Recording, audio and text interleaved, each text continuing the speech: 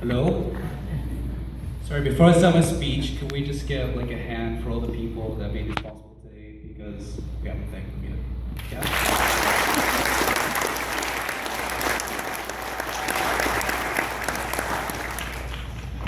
Hello? Hey, good afternoon, ladies and gentlemen, family, friends, and of course, my fellow graduates. My name is Avon, and I'm here to reflect on the past years of our high school and give you guys a word of encouragement as we look forward to our bright futures. First of all, I'd like to start off by saying that this is a huge honor for you all to be here listening to me, and of course a big honor for me too. I also want to say that I don't just want this to be another regular valedictorian speech where I say things like, as I look out here, I see pioneers of technology, lawyers, and surgeons. Don't get your hopes up.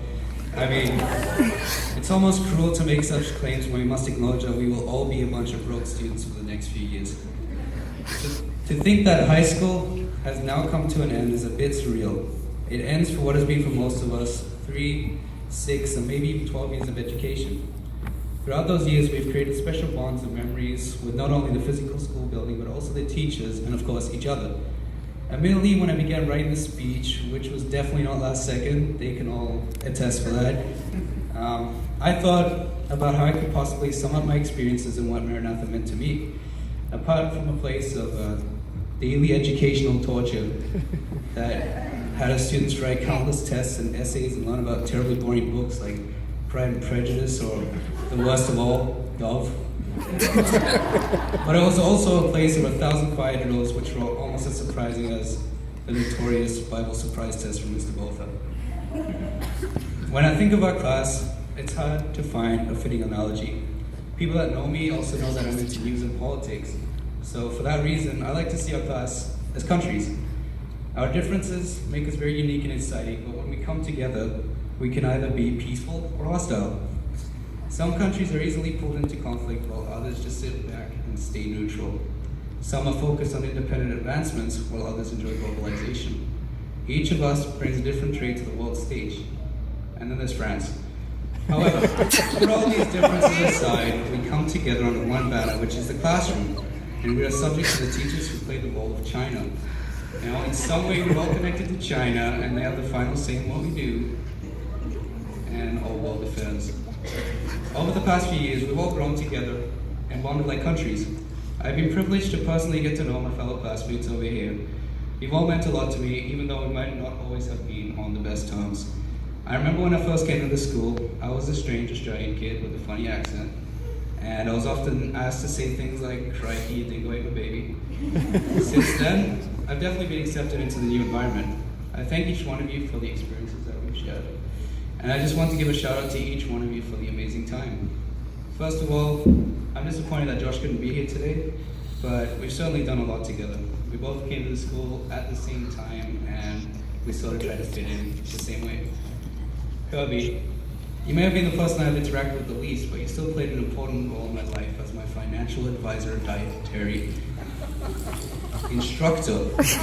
You were always there to tell me how bad my diet was when I ate fast food. Amanda, you're a very outgoing person, and you always seem to calm me down before tests and exams because you always seem so carefree and reassured me that you hadn't studied either. Shayla, even though at first it seems like you're a very quiet person, your skills in acting are, I don't know, I was very surprised because you're the most introverted, extroverted person I know. Serena, as a member of the Core 3, which will be an unfamiliar term to everyone here, but she knows, I'm proud to have you as my financial backing. You're funny and very likable, and you're also good at keeping secrets like that really long hidden relationship I didn't know about. Justin, there are a few words to describe the feeling you get with a friendly but sometimes creepy smile when I call at 8:35 a.m. just before entering homeroom. Over the years, I've come to know you better. From paintballing to youth group to Puerto Rico, you've demonstrated a strong character to be very anti-rebel. Not only have you dominated my real life, but also my dreams, as you know.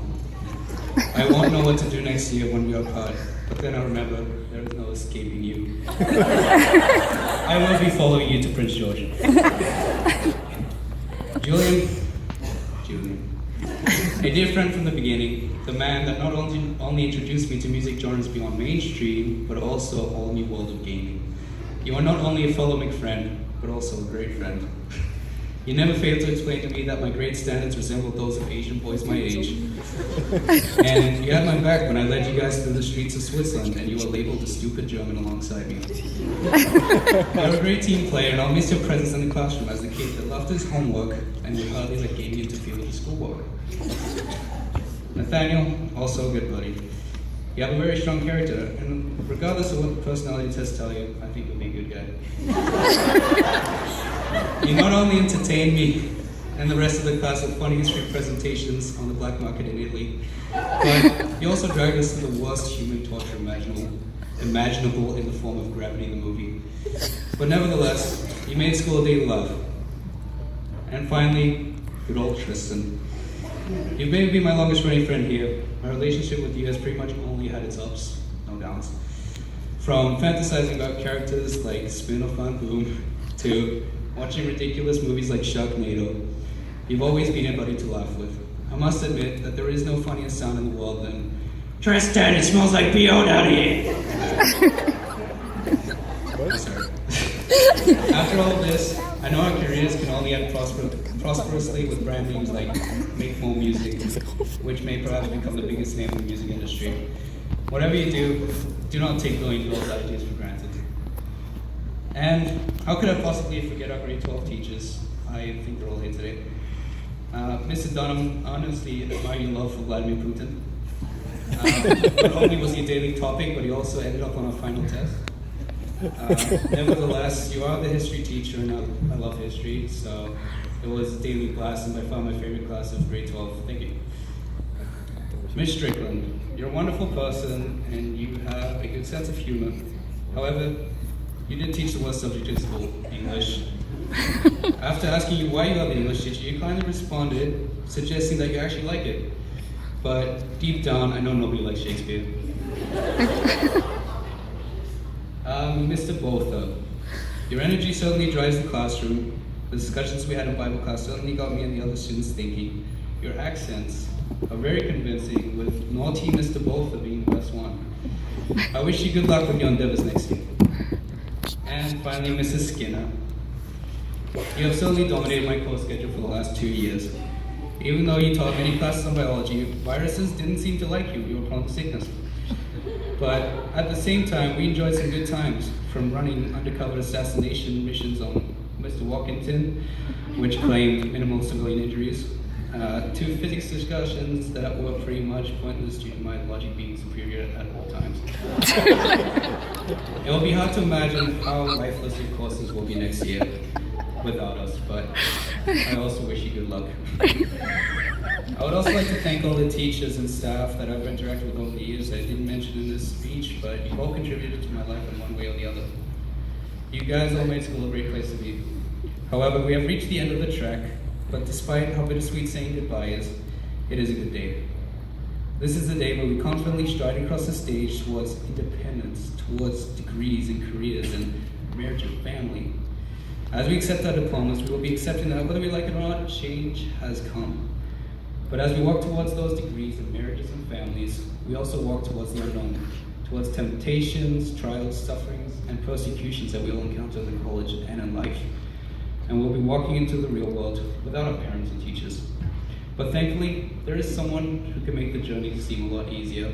His name is Jesus Christ.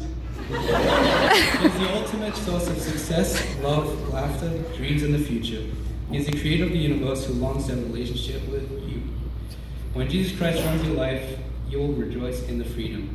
See, James tells us in James 4:13-15, "Come now, you who say, today or tomorrow we will go to such and such a town and spend a year there and trade and make a profit. Yet you do not know what tomorrow will bring. What is your life? For you are a mist that appears for a little time and then vanishes.